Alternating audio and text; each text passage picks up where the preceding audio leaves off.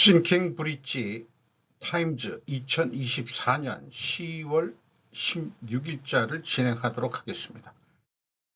구독, 좋아요 부탁드리고 1.5배속을 보시기 바랍니다. 오늘 편집한 내용이 되겠습니다. 저출산 극복하려던 전 세계 국가들, 추가 휴가, 감세 혜택조도 줄줄이 실패. 민서연 조선비즈입니다. 한국의 합계 출산율 여성 1명이 평생 낳을 것으로 예상되는 자녀 수가 지난해 4분기 0.6명대로 떨어져 역대 최저 기록을 갈아치웠다. 그런데 사실 저출산은 우리뿐만이 아닌 전 세계적인 문제다. 특히 경제력 상위 15위 안에 드는 국가들은 모두 합계 출산율이 2.1명 미만으로 내려가 인구 감소가 시작됐다. 14일 월스트리트 저널에 따르면 세계 각국의 출산율은 1960년대의 선진국들로부터 감소하기 시작했다. 저출산의 근본 원인은 뭐냐? 소득 불평등이 출산율에 악영향을 미친다는 연구 결과들도 나왔다. 개인 간 소득 불평등이 악화할수록 출산율과 혼인율에 악영향을 미칠 수 있다는 의미다. 노동소득 분배율이 내려갈수록 출산율도 내려갔다. 인구학자들은 자녀를 낳지 않으려는 태도가 단순히 재정적인 문제가 아닌 근본적인 문화의 변화라고 설명했다. 그러니까 그 저출산 근본 원인이 경제적으로는 그 소득 불평등, 재정 문제, 인구학자들은 뭔가 근본적인 문화의 변화다 이렇게 얘기를 하고 있는 거예요. 이게 뭐 이런 근본 원인 이런 얘기가 나오면 이제 저의 그 과학적인 그 논리 그 연습의 소재가 되죠. 오슬로 대학교에서 인구학을 연구하는 트루드 라페가드 교수는 정부가 사람들이 더 많은 아이를 갖도록 장려하는 것이 아니라 아이를 낳는 여성이 직장과 아이를 더 조화시킬 수 있도록 만들어야 한다고 설명했다. 월스트리트 저널은 많은 헝가리 여성들은 공공보육이나 공교육 시스템이 재정적 지원이 부실하다고 여기며 이 때문에 일과 가정의 균형을 맞추기를 어렵게 느끼고 결국 자녀를 낳지 않게 된다며 경제학자들은 이민의 문을 개방하고 은퇴 연령을 더 늦추는 것, 요거는 이제 해결책으로 경제학자들이 얘기하는 의견을 냈네요. 그런데 뭐 은퇴 연령을 늦춘다, 그 다음에 이민의 문을 개방한다 하는 얘기는 인구 감소로 인한 정부 예산이 이 출산율 쪽에 들어가게 되니까 그거를 상쇄할 수 있는 그 대책이라 이런 얘기인데, 제 얘기는 인구가 줄면은 또 사람 구하기가 어려우면은 인건비가 올라갈 거 아니에요. 그러니까 돈을 많이 벌면 애를 낳을 텐데 이게 맞는 얘기냐? 은퇴 연령이라는 것은 이제 애를 낳는 시기도 안 되고 이민이라는 것도 그 무조건 개방해서는 안 되는 거죠. 이게 사회 문제를 많이 야기시키는 거고 유럽에서 이미 증명이 됐는데, 그래서 이런 것들은 요즘은 그 엘리트라는 용어들을 쓰는데 엘리트 권력, 그러니까 옛날 신분 계급 제도로면은 귀족층 뭐 이런 권력층 이런 거를, 그러니까 엘리트 권력을 유지하기 위한 그런 하수인적인 생각 아니냐 이 경제학자들이, 그렇게 좀 비판적인 의견을 얘기를 해보고 싶습니다. 그래서 우리가 논리 연습을 좀 해보고 싶어요. 충분조건 논리인데 공업화로 인한 인구 도시 집중이 된다면 만약에 초저출산율이 나타날 것이다. 왜냐하면은 소득 불평등이 악화되기 때문이다. 이 양극화라고도 얘기를 하죠. 그러면은 요게 어저께 소개한 노벨 경제학자 들 소개하면서 2023년도 여성 경제학자 얘기는 남녀 임금 격차도 얘기를 했어요. 그러면은 소득 양극화가 근본 원인이면은 필연적으로 존재할 다른 결과는 뭐냐? 어저께 이 세 명의 경제학자들이 내놓은 것은 대중이 권력을 잡아야 된다. 엘리트가 권력이 아니고 요렇게 이제 대중이 권력이 잡는 이거를 옛날에는 프롤레타리아 혁명이라고 얘기를 했는지 모르겠지만은 이거를 말을 바꾸고 있어요. 그 진보적인 사람들이 포용적인 제도다 이렇게 얘기를 하고 있습니다. 그것이 뭐냐? 포용적인 제도라는 게 대중이 권력을 잡는 거다 이런 얘기예요. 의사결정권이 대중이 있어야 된다. 이런 논리가 설득력이 있게 되는 건지 모르지만은 지금 얘기 나온 거를 논리적으로 표현하면 이렇게 된다 이 말이에요. 그리고 이게 소득 불평등으로 하면은 결국은 어떤 계급 투쟁 쪽으로 얘기가 나올 수밖에 없어요. 경제적인 측면에서 얘기하면. 그런데 이거가 이 이프하고 어셈썸을 좀 뒤바꿔 보자 이거예요. 뭐냐면은 인구 도시 집중이 근본 원인으로 생각을 해보자 이거예요. 그래서 만약에 소득이 불평등 악화가 된다면은 그러면은 초저출산율이 발생할 것이다. 왜냐하면은 인구가 도시에 집중되었기 때문이다. 도시 집중의 원인은 산업화죠. 공업화. 그래서 산업 인력이 필요해서 도시들로 몰리고 그랬던 거로 얘기를 하고 있습니다만은 우리나라 경우에는 뭐 서울이 공업도시는 아닙니다만은 제가 쓰는 표현은 정치, 경제, 사회, 문화, 뭐 의료, 교육 이런 것들이 우리나라는 모두 서울에 집중돼 있기 때문에 인구가 도시 집중이 됐다. 이렇게 제가 설명을 했습니다. 제가.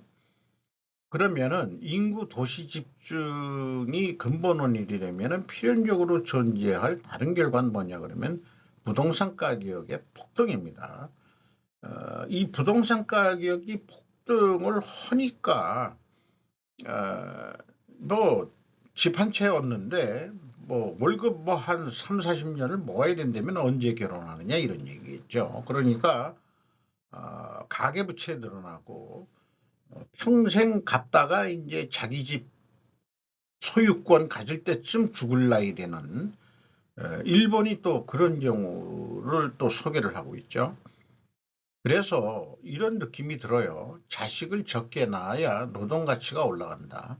자식의 생존을 위해 여성들은 본능적으로 이걸 안다고 저는 생각합니다. 그러니까 초등학교 유치원부터 아주 억척스러운 엄마들이 경제적인 여유가 있는 한 그렇게 또 경쟁을 시키고 있죠. 대학 입시는 유치원부터 시작한다고 해도 과언이 아닐 정도로 우리나라의 현실이 그렇게 되어 있습니다. 그러면 여기에서 경제학자들이 얘기하는 소득 불평등 악화에서 노동소득 분배율을 어떻게 올릴 것인가 이게 근본 원인이라면은 대중이 권력을 잡도록 놔둘 거냐 그건 뭐 다 같다는 게 시진핑 엉아예요. 공산당은 그렇다 이게요. 이름은 공동부유로 꾸몄지만 올리지 말고 공동빈곤을 만들자는 게 시진핑 엉아다. 그러면은 그 서구고 경제학자들은 포용적 제도, 대중이 권력을 잡아서 대중이 의사결정하는 제도가 돼야 된다. 이렇게 얘기를 한다면은 뭐 답은 이미 나와 있는 거나 마찬가지지만은 중산층이 형성이 돼야 된다. 이런 게 있죠. 어떻게 끌어올릴 것인가 하는 거는, 민주주의, 자본주의에서는 중산층이 커져야 된다 그러는데, 그렇게 얘기했으면서도 결국은 더 빈부격차가 심해지더라. 공산당도 빈부격차가 심해졌고, 그러니까 공동부유 얘기가 나왔고, 이런 얘기 아니겠느냐. 자, 그렇다고 해서 지금 이 초저출산율이 해결되는 것도 아니고, 현재 상황을 그렇게 논리적으로 해서 결과들을 생각을 해봤어요. 그러면, 인구 도시 집중의 문제하고 인구를 분산시켜야 된다는 게 갈등으로 나타날 수 있습니다. 그러니까 인구 도시 집중이 근본 원인이기 때문에 인구의 도시 집중에 대해서 치열한 생존 경쟁 때문에 애기들을 안 낳고 이렇게 된다면은 방법은 인구 지방 분산 아니냐. 요것이 이제 대립관계인데, 요거는 필요 조건으로 제가 한번 말로 해봐야 됩니다. 이 국가의 생존을 위하여는 반드시 공업화 선진국이 돼야 된다. 공업화 선진국이 되기 위하여는 반드시 인구가 도시에 집중돼야 된다. 왜냐하면은 산업 인력이 필요하고 교육도 시켜야 되기 때문이다. 공업화는 농업하고 틀려가지고 뭘 배워야 이 일을 써먹는다 이게요. 그러니까 교육제도가 발달하게 돼 있는 거죠. 대학교까지. 그럼 교육을 효과적으로 할 수 있는 거는 도시죠, 도시. 그러니까 집단 교육을 할 수 있는 데가. 한편 국가의 생존을 위하여는 최소 학계 출산율이 2.1명 이상이 돼야 된다. 학계 출산율이 2.1명 이상이 되기 위하여는 반드시 인구를 지방으로 분산시켜야 된다. 근데 요 밑에 거를 반드시라는 말이 들어가면은 이게 이제 논리가 우리가 약간 이상하다. 왜냐하면은 지방의 분산이 왜냐하면이라는 게 이제 잘 안 나와요. 자, 이런 상황인데 수도에 정치, 경제, 금융, 교육, 의료 등이 몰려 있으니 모두 서울로 올라온다. 인구가 많은 곳에서 돈을 벌 수 있기 때문이다. 용인 반도체, 평택 반도체 클러스터가 젊은 층을 더 끌어들일 것이다. 초저출산율을 얘기하면서 도시 인구 집중이 원인이라고 생각을 해봤는데, 그러면은 서울 수도권 지역으로 인구들이 더 유입이 된다는 얘기예요. 우리나라는 아마 서울 경기 공화국이 될 것 같아요. 그러면은 자, 인구 집중이 문제니까 어떻게 인구를 분산시킬 수 있을까?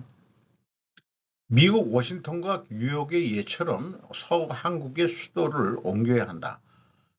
국회부터 세종시로 내려가라. 그렇게 국민들을 위하는 그런 국회의원 애들이 되면은 세종시부터 내려가라. 행정은 조금 내려가지 않았느냐. 이런 얘기죠. 나중에는 이 대통령실도 세종시로 내려가야 마땅할 것입니다. 서울은 경제도시로 남겨놓고 세종시는 정치도시로 해야 되지 않겠냐. 이런 얘기죠. 또 한국은행 이창용 총재는 서울대 입학을 지역 비례제로 하자고 제안했다. 또 무슨 일을 할 수 있을 것이냐. 그런데 이런 생각도 들어가요. 지역 균형 발전은 답이 아니다. 아까 여기 왜냐하면은 지역을 균형 발전시켜야 되기 때문이다. 자, 이렇게 이제 비커우즈를 얘기를 해봤었는데 제가 깜빡 했네요. 그러나 지역 특화이어야 하지 지역 균형 발전은 또 답이 아니라고 생각합니다. 그러기 위해서는 한국은 지방자치제를 없애야 한다고 저는 생각합니다. 왜냐하면은 그 중앙 집권 정부가 지역별 특화로 성장시켜야 되는데 너도 나도 똑같이 지역 균형 발전해야 된다를 들고 나온 게 이제 좌파 애들이 또 노무현 대통령 때부터 그렇게 했던 거죠. 그런데 자, 지역 균형 발전이 아니고 도시는 도시대로 발전하고 농촌은 농촌대로 발전하는데 인구의 문제만이 아니고 반대로 도시 인구를 분산시키지 말고 럭셔리하고 저렴한 임대주택 건설을 국가가 지속적으로 추진해야, 왜냐하면 슬럼화는 방지하기 때문이니까. 그러니까 아마 평택 용인의 반도체 클러스터가에서 젊은 애들이 많이 고임금 그 일자리가 생긴다면은 살아야 되는데 아파트 말고 거기에 이제 그 관련 협력업체들 뭐 이런 거 하면은 중소기업들도 많이 들어올 거 아니에요. 그러니까 수도권에 임대주택을 왕창 줘야 된다 이게요. 그러니까 이 싼 임대료로 살 수 있는 여건을 해야 재정도 해결이 돼서 자식들을 낳지 않겠냐. 제 얘기는 그런 얘기죠. 또한 도시가 필요한 경우는 자유자본주의에서 개인의 프라이버시와 자유를 더 느낄 수 있기 때문입니다. 우리나라는 그 20, 30년의 압축 성장을 해가지고 지역은 아직도 전통적인 그 유교적인 위계질서, 장유유서 등 이런 거로 해가지고 뭐 동네 뭐 어른한테 인사를 안 하면 저 집안 새끼는 뭔 어떤 성씨고 집안이 어떤 역사적으로 역사까지 들먹이면서 무식한 놈들이라는 둥 뭐 이런 게 형성된 게 지방일 거라는 얘기죠. 제 생각의 느낌이.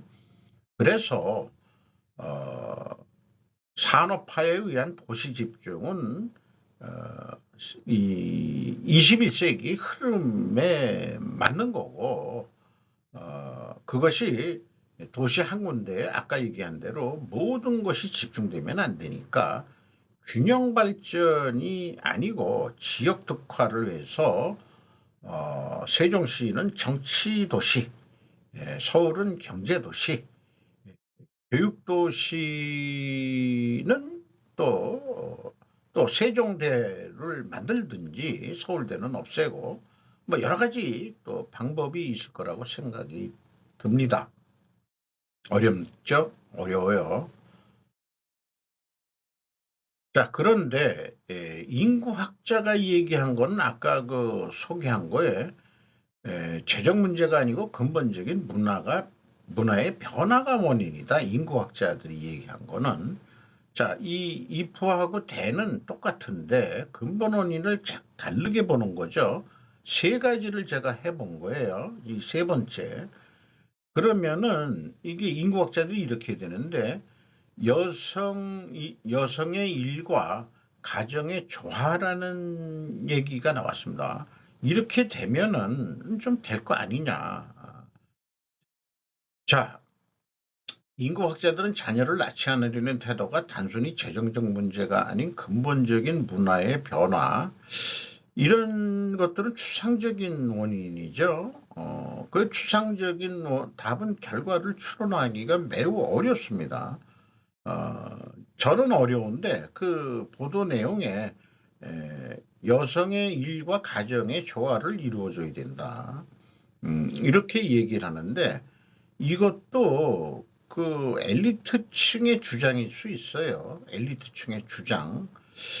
이것도 아까 그러면은 해결책이 그 대중 권력을 얘기를 했거든요. 그 경제학자들이.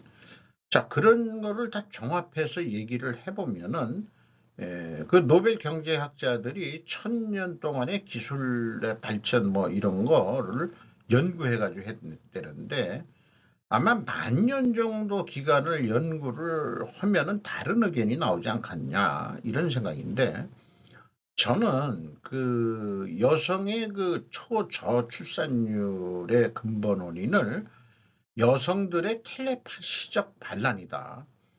뭔가 그 여성운동이라든지 페미니즘 이런 게 아니고 그 본능적으로 여성들이 느낌이 오는 거예요. 마치 그 어떤 그 미래 영화 같은 거 보면은 그 여왕 무슨 벌 같은 여왕 그 괴물이 괴물을 죽이면은 이 모든 이 파충류가 죽듯이 그런 뭐가 있다 이게요. 그러면은 이것이 여성들의 이 반란이다. 이거를 제가 좀 SF적으로 SF가 아닌데 한 10,000년 정도 시각을 본다 그러면은 미래 사회는 모계 사회로 될 것이다. 모계 사회로 되면은 초저출산율은 해결이 되고 제 생각에는 뭐 전쟁도 그렇게 많이 안 일어날 거예요. 군대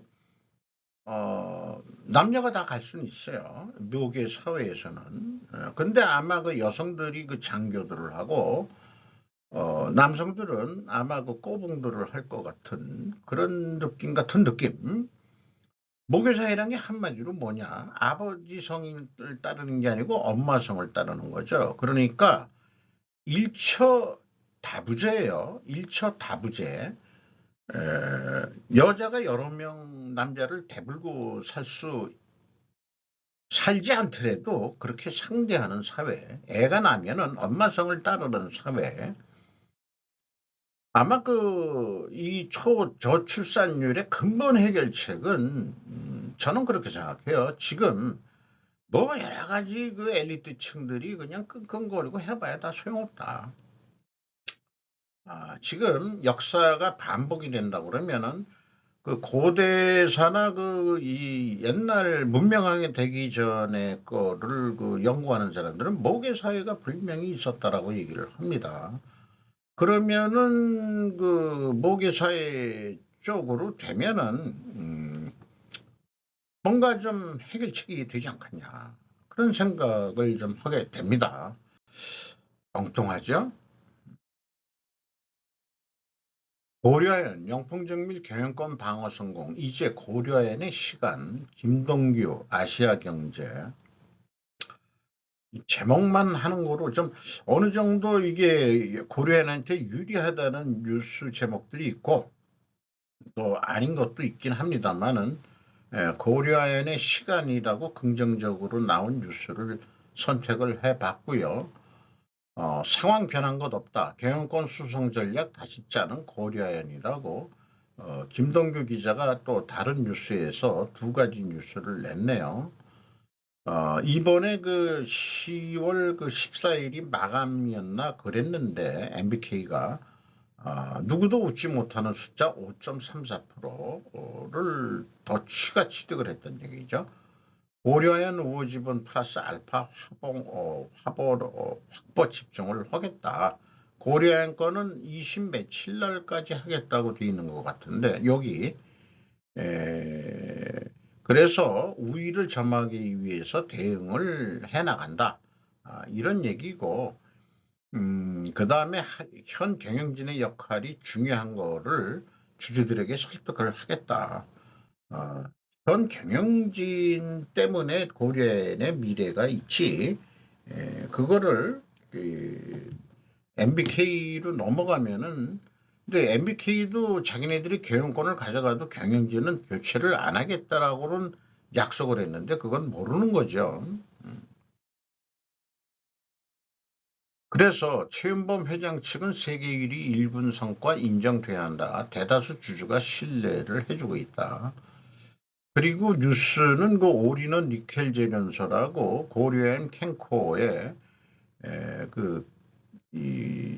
이걸 뭐라 그러죠? 개막식이 아니고 아이고 갑자기 그런 용어도 갑자기 생각이 안 나냐? 착공식. 이 최윤범 회장 여기 최내현 시인 같아요. 니켈 회장으로 된 예, 그 다음에 이제 옆에가 그 부회장인 이재중 부회장. 참, 제 기준으로 봐서는 참 젊은 사람이에요, 이 사람도. 부총리가 내려갔고, 울산시장이네요. 영풍그룹과 함께 고리 설립한 고 장병희 최기호 창업주의 뜻대로 영풍그룹과 전자계열사는 장씨 일가가 고려해하는 최씨 일가가 경영하면서 고려해는 크게 성장시켰는데 이런 전통과 실적이 인정돼야 한다는 주장이다. 이건 참고적으로 고려인의 경영진의 흥미로운 서울대 전공 머리들이 좋아서 그러니 전부 다 서울대를 나왔어요. 돈의 힘으로 간 것 같지는 않아요. 머리들이 좋다고 보여집니다. 첫째 명예회장은 최창걸 첫째 명예회장은 경영학과를 졸업했고 또 미국 유학도 갔다 온 거로 알고 있어요. 어딘지는 모르겠습니다만은 최창영 둘째 명예회장은 금속공학 박사입니다. 최창근 셋째 명예학은 자원공학 전공을 했어요. 이게 고려인의 그 발전 규모에 따라서 딱딱 맞는 사람들이 회장을 해왔다. 자, 그러면은 최윤봉 고려인 현 회장이 서울대 법대를 나온 거로 알고 있고, 미국에서는 미국 유학은 뭘 전공을 했는지 모르겠어요. 최창걸, 이 첫째, 장남의 이 차남입니다. 최창걸 명예회장의 차남으로 되어 있고, 그럼 첫째는 뭐냐? 아는 사람을 통해서 얘기 들어보면 자기는 경영했던 게 없어가지고 자기 지분을 주면은 그냥 자기는 미국 가서 살랜다. 그래서 그 고려 아이언 주주 명부를 보면은 영어로 된 이름들이 나오는 게 있어요. 최 뭐시기 해가지고 그게 아마 장남의 자식들인가 그런 거 아닌가 그런 생각도 합니다. 그러니까 미국에 가서 살더라도 지분은 있는 것 같아요. 그리고 최내현 캔커 회장, 어, 니켈 재련소, 이 니켈이 그 스테인리스판 만드는 데는 꼭 필요한 거죠. 어, 최창영 그 둘째 명예회장의 장남으로 제가 그 얘기를 들었어요. 맞는지 모르겠습니다. 맞을 거예요. 네. 그리고 그 2대 때 최창규 넷째 영풍정밀 회장인데 이분은 인류학과를 나온 거로 또 얘기를 들었습니다. 자만 다 서울대판이고 그 다음에 그 영풍은 다 Y대판이라고 그럽니다.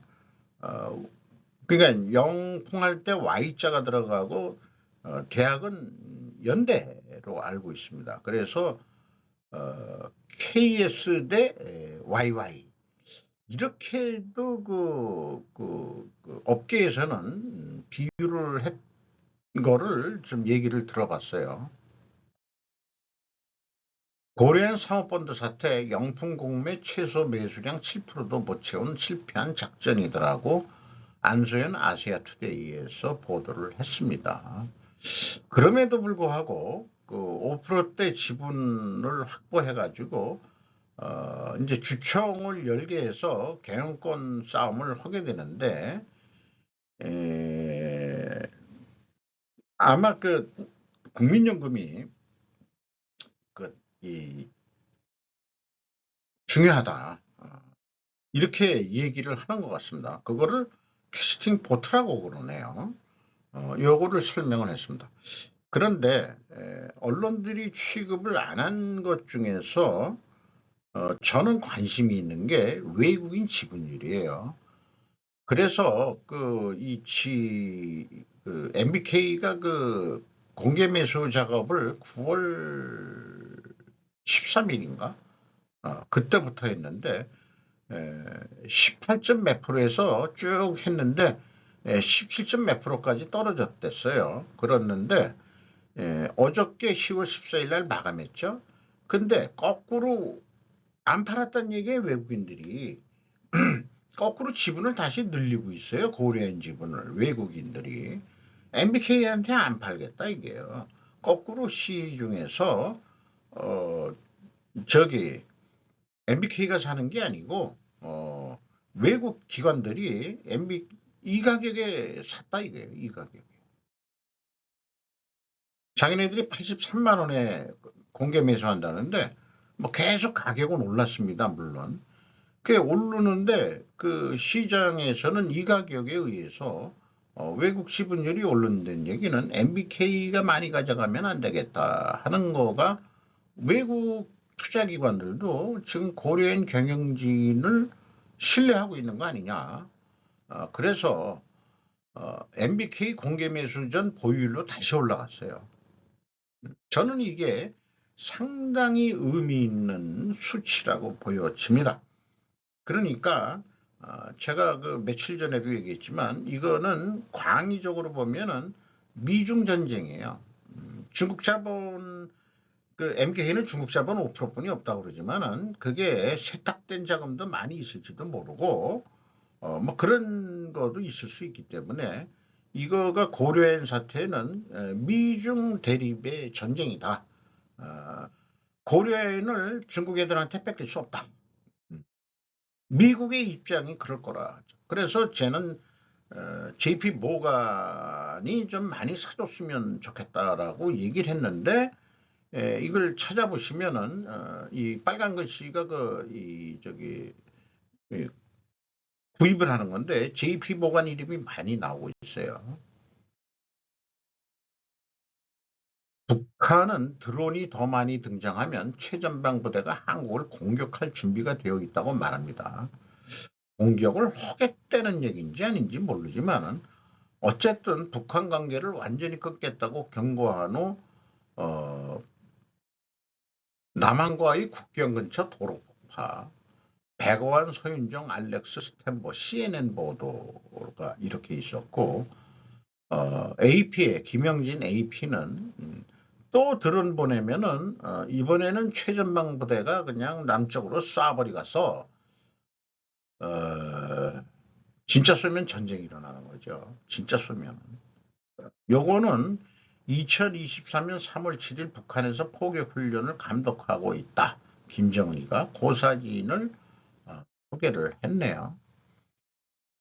그러니까 러시아 푸틴이 또 북한 지지 발언을 했습니다. 러시아 한국을 처벌하겠다고 위협하다. 한국은 주요 군사 강국이 되고 있습니다. 요거는 비주얼 폴리틱 EN이라는 데 유튜브 방송에서 가져왔어요. 한국의 산업 역량과 막대한 무기고는 우크라이나에서 매우 중요한 역할을 할 수 있습니다. 푸틴은 이 사실을 알고 있기 때문에 그들을 위협하는 데 주저하지 않습니다. 한국이 우크라이나에 무기를 공급한다면 그 해답은 마음에 들지 않을 것입니다. 나는 그들이 그것을 하지 않기를 바랍니다. 한다면은 큰 실수가 될 것이다. 이미 나온 얘기를 좀 종합해서 얘기하는데 지금 오늘 뉴스간에도 나왔습니다만 이 편집은 안 했습니다만 러시아가 이제 북한 지지 발언을 다시 했다는 얘기예요. 외교 간의 어떤 표현은 제재가 없더라도 러시아에 한국은 러시아로부터의 화석 연료 수입을 크게 줄였다는 것을 얘기하고 우리가 현대자동차도 그 공장을 24만 원인가 받고 철수했다고 그러죠. 러시아 공장을. 안 나온 데는 그 팔도 도시락분이 안 나왔어요. 초코파이도 안 나오고 왜냐 나가려고 그러니까는 그건 안 되지. 그거는 그 초코파이하고 그다음에 그 팔도 도시락은 이 러시아 국민들이 좋아하는 건데 그건 나가면 안 되고 현대차는 그건 뭐 우리가 그냥 자동차 공장 돌릴 거니까 팔고 나가. 이랬는지 모르지만은 그렇습니다. 그런데 중국의 경제 하강 나선령은 계속될 거다. 피터 자이안 뉴스레터입니다. 부양책의 핵심 문제, 인구 고령화 민간 소비 급감을 해결하지 못하기 때문에 스스로 구제하려는 시도는 계속 부족하다.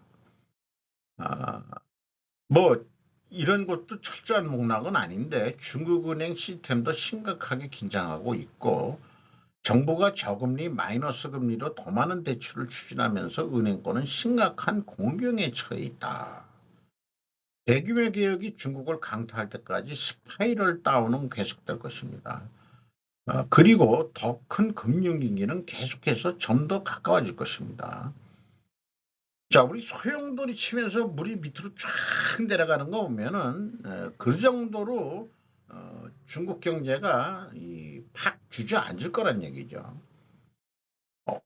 어저께 소개한 그 노벨 경제학상의 그 3명의 경제학자들 얘기를 다시 여기 인용하면은 국가가 실패하는 이유에서 이체모글루와 로민스는 포용적인 제도가 부족하기 때문에 중국이 경제 성장을 지속할 수 없을 것이라고 주장했습니다.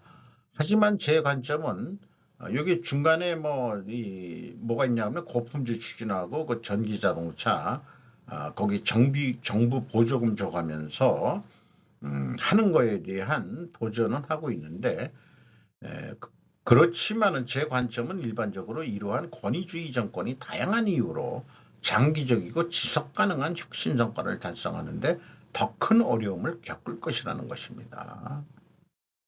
말들을 참 중의적으로 하죠. 영어식 표현들이라는 게. 우리나라 사람 같으면은 권위주의 정권은 그냥 직선적으로 경제 발전 어려워. 아니면 망할 거야. 이렇게 얘기를 하는데 학자풍으로 다양한 이유로 장기적으로 참 여러 가지 요소 빠져나갈 구멍이 있는 거지만 하나의 근본 원인 같은 것만 얘기해도 되는데 국제 그 국가자본주의 형태 가지고는 안 될 거 아니냐. 그렇게 얘기를 하는 게 나을 것 같은데. 어쨌든 보조금이 이제 다시 나오니까 보조금으로 TV 구매 나선 왕서방, 삼성, LG는 패널값 상승 부담 커져. 최지희 기자, 조선비즈입니다. 중국 가전 보조금 풀자 TV 수요 늘어. 수혜는 내수기업에 한국 기업 중 TV 점유율 2% 미만. TCL 하이센스 4분기 생산 확대. 패널도 더 사. LCD 패널 제조사 가격 인상 모색. 삼성, LGN 부담. 이게 소재비인데 LCD는 가격 경쟁이 안 돼가지고 LG 디스플레이도 그 공장 문을 닫았고 LED 쪽으로만 하겠다. 근데 LED도 급진적으로 지금 쫓아오고 있는데 지금 뉴스는 LCD니까 LCD는 국내 업체에서 이미 접은 내용입니다. 제가 그렇게 알고 있어요. 요거는 제가 저도 그 유튜브 방송 한 내용을 네이버 제 옛날 하던 블로그에도 다 링크를 시키는데 그 뭔가 히트작이 나오면은 조회수가 똑같을 줄 알았는데 이게 그 다릅니다. 이 유튜브 조회수가 높은 거가 네이버 블로그의 조회수는 좀 다르게 나오더라고요. 그 수치는 쪽팔려서 얘기는 못하고 요 왼쪽에 있는 것은 유튜브 조회수가 적어도 그 좀 꽤 되는 거. 그거의 그 제목들을 그 한 달 정도, 한 달은 아니지만은 그래도 좀 많이 봐주신 분이 있어서 대단히 감사한데 뭐 정치 무슨 뭐 이런 쪽으로 많이 보는 것 같아요. 경제. 뭐 제가 또 그런 것만 하고 있는지 모르지만은 한동훈 민주당 직격 간첩법 개정 누가 왜 막나 이거 꽤 그 조회수가 많았습니다.